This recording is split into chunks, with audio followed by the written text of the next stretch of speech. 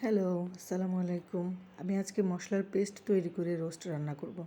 তো প্রথমে ব্লেন্ডারের জায়গায় দিয়ে দিলাম পেঁয়াজ বেরেস্তা, 3-4টা কাঁচামরিচ, তেজপাতা, এলাচ, দারচিনি সব কিছু পরিমাণ মতো।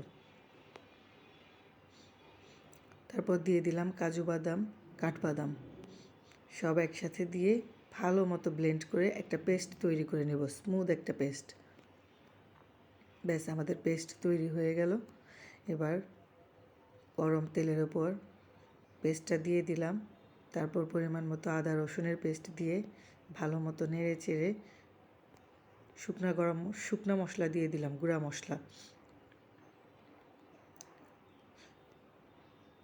পরিমাণ মতো লবণ দিয়ে মশলাটাকে ভালো মতো কষিয়ে নিব। মশলা থেকে যখন তেলটা ছেড়ে দিবে তখন বুঝতে হবে যে মশলাটা কষানো হয়ে গিয়েছে। রোস্ট রান্নার সবচেয়ে গোপন ট্রিক্স হচ্ছে মশলাটাকে ভালো মতো কষানো। আমি যেহেতু এখানে পেঁয়াজ বেরেস্তা ব্যবহার করেছি সেহেতু আর কাঁচা পেঁয়াজ ব্যবহার করিনি, পেঁয়াজ বেরেস্তাতেই সব কিছু হয়ে গেছে।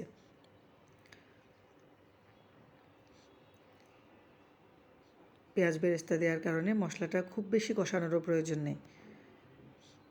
8 থেকে 10 মিনিট কষিয়ে নিলেই মশলাটা রেডি। ভালো মতো কষিয়ে নিব নেড়ে চেড়ে।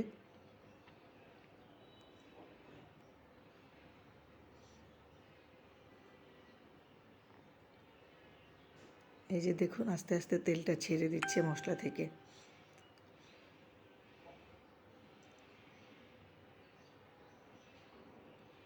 এভাবে মশলার পেস্ট তৈরি করে রোস্ট রান্না করলে খুব সুন্দর একটা অ্যারোমা পাবেন।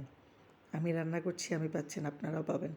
এবার ভেজে রাখা মাংসগুলো আস্তে আস্তে দিয়ে দিব, দিয়ে যাতে না ভেঙে যায় আলতোভাবে নেড়ে চেড়ে দেব। এবার দুধ দিয়ে দিব, দুধ দিয়ে আর একটু নেড়ে চেড়ে দিব। এবারে একটু চিনি দিয়ে দিব স্বাদটা বাড়ানোর জন্য, চিনি দিলে স্বাদটা বেড়ে যায়।